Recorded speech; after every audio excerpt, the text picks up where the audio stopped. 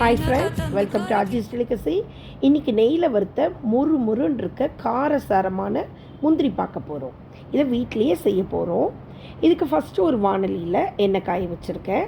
எண்ணெய் ரொம்ப புகையக்கூடாதுங்க, மிதமான தீயில தான் இருக்கணும். அப்போ தான் முந்திரி மேலே கருகாமல் உள்ளேயும் நல்லா வெந்து மேலேயும் கலர் மாதிரி வரும். இது நம்ம ஃபுல்லாக நெய்யில் வறுத்தோன்னா நம்மளுக்கு ரொம்ப திகட்டும், சாப்பிட முடியாது. அதுக்காக தான் இந்த மாதிரி நம்ம எண்ணெயில் வறுக்கிறோம். கடையிலலாம் பார்த்திங்கன்னா ரொம்ப காஸ்ட்லி, பட் வீட்டில் நம்ம வறுக்கும்போது விலையும் கம்மியாகும்.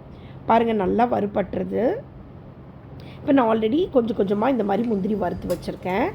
இது பாருங்கள் எப்படி ஃப்ரை ஆகிருக்குன்னு இந்த சத்தத்துலேயே உங்களுக்கு தெரியும்.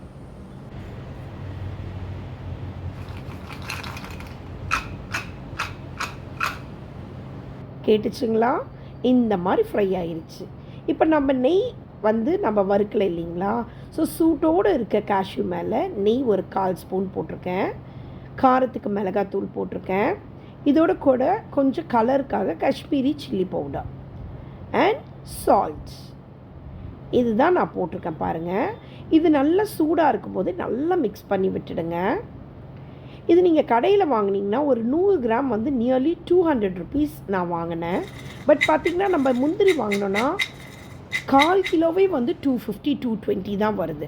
பாருங்கள், எவ்வளோ சீக்கிரம் சூப்பராக ஹெல்த்தியாக நம்ம வீட்லேயே முந்திரி ரெடி ஆயிடுச்சு. நீங்களும் இது ட்ரை பண்ணிவிட்டு உங்களுக்கு பிடிச்சிருக்கா எப்படிங்கிறது எனக்கு நீங்கள் சொல்லுங்கள். பாய்.